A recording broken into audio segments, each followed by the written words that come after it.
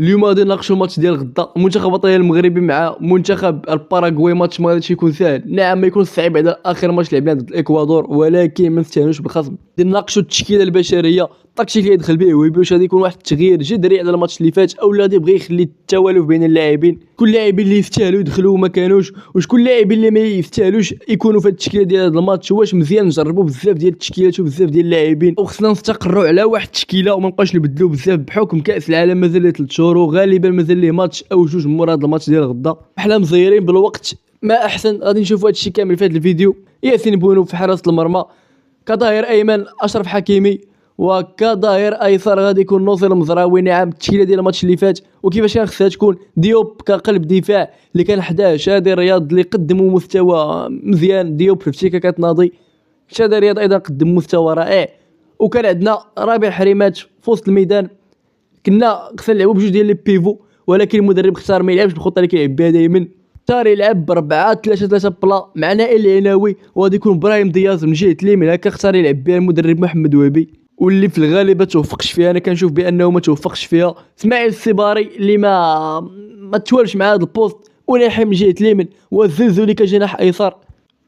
ماتش ما شفناش واحد التوليفه. اسماعيل السباري كان في بعض الاحيان تيتحول كجناح ايمن، وكنشوفوا انيحي كمهاجم وهمي، وفي بعض الاحيان ايضا ما كناش كنشوفوه بحال هكا، كنا كنشوفوا برايم دياز كيلعب كجناح ايمن، وانيحي كيهبط كيعاون العناوي ورابع حليمات في الادوار ديال وسط الميدان. ما كناش مستقرين على واحد التشكيله في الماتش اللي فات، اما اللاعبين خدموش بالتعليمات ديال وهبي كما هو عطاها لهم، فعلى اي ماتش ما كانش سهل. ومدرب اول ماتش، ديوب اول ماتش، ربيع حريمات ايضا كيلعب اول ماتش مع ليكيب فصعيب انك تلقى داك الانسجام اللي بغيتي وداك الاداء اللي بغيتي انت كمتابع مغربي. فراه ما يمكنش يحطوا لك المدرب في اول مباراه. صراحه التشكيله ما كانش خصها تكون بحال هكا، فبكل واقعيه وهبي من حقه يجرب. نعم هو المدرب، اي مدرب جا جديد من حقه يجرب، ولكن ماشي في هذه الظرفيه صعيبه. نائل العناوي الخطه كان خصها تكون بحال هكا، كان خصنا نلعبوا بجوج ديال لي بيفو، العناوي وربيع حريمات وقدامهم يكون اناحي، وتكون التشكيله بحال هكا. وهبي لا ما لعبش بها بهذه الطريقه. فعلى ايين رجعوا للماتش ديالنا، ربيع حريمات قدم اداء مزيان مع ليكيب اول ماتش ديالو.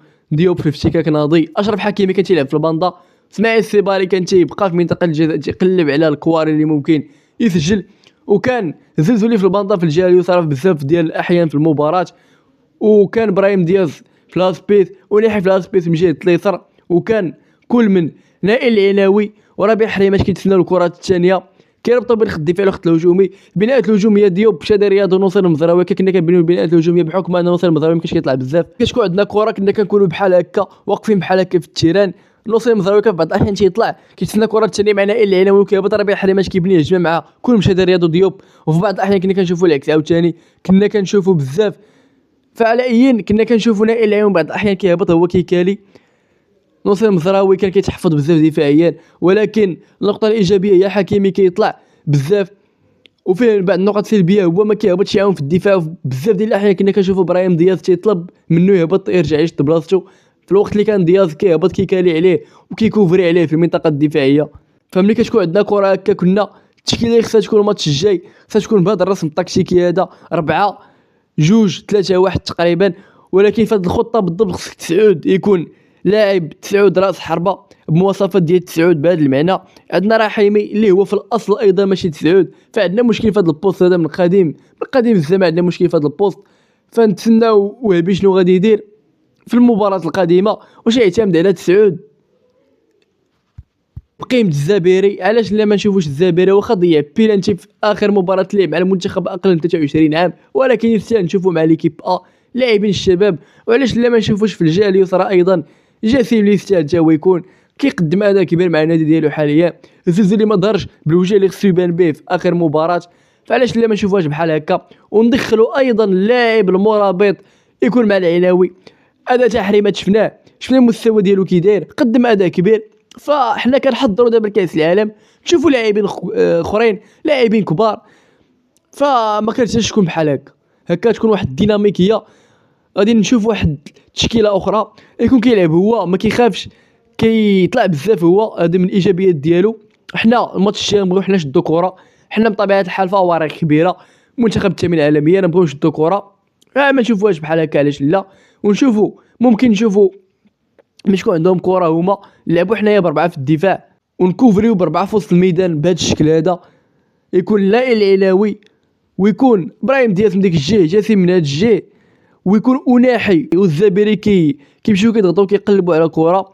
وملي شفتوا عاوتاني حنا الكره غادي يكون ليكس نحاولوا نضغطوا باكبر عدد من اللاعبين ونركزوا على الكرات الثانيه نبداو نستغلوها. فشحال ما كتضغط عليهم في المنطقه ديالهم شحال ما كيكون عندك احتمال كبير باش تفتك الكره وباش تصنع محاوله من لا شيء. غنشوفوا جاسين في الهاف سبيس من الجهه اليسرى، ابراهيم دياز في الهاف سبيس من الجهه اليمنى، وغادي نشوفوا حكيمي كيشد الباندا من الليل العرضيات ديالو السرعه ديالو كتعاوننا بزاف. وعلاش لا ما نشوفوش ناصر المزراوي ايضا في الجهه اليسرى يشد لنا حتى هو عنده سنترات واعرين في الجهه اليسرى. ونشوفوا ايضا كل من وناحي كيتسنى الكرات الثانيه. والبناء غادي يكون بطبيعه الحال من ديوب شادي رياض ونائل العناوي بحال هكا. غتكون تقريبا غنكونوا كنبنيو 3 ديال اللاعبين وفي المساعده حتى ياسين بونو بطبيعه الحال. فغادي نشوفوها بحال هكا. وناحي كنعرفوا التسديدات تاعهم خارج منطقه الجزاء كتجي كره ما كيعطلاش. شوفوها بحال هكا ان شاء الله. وممكن يهبط جاسم يشد الباندا ويطلع وناحي لها سبيس ونشوفوا ناصر المزراوي كيتسنى الكرات الثانيه ايضا كيجي حتى هو هذا الفعل. فعندنا حلول بزاف.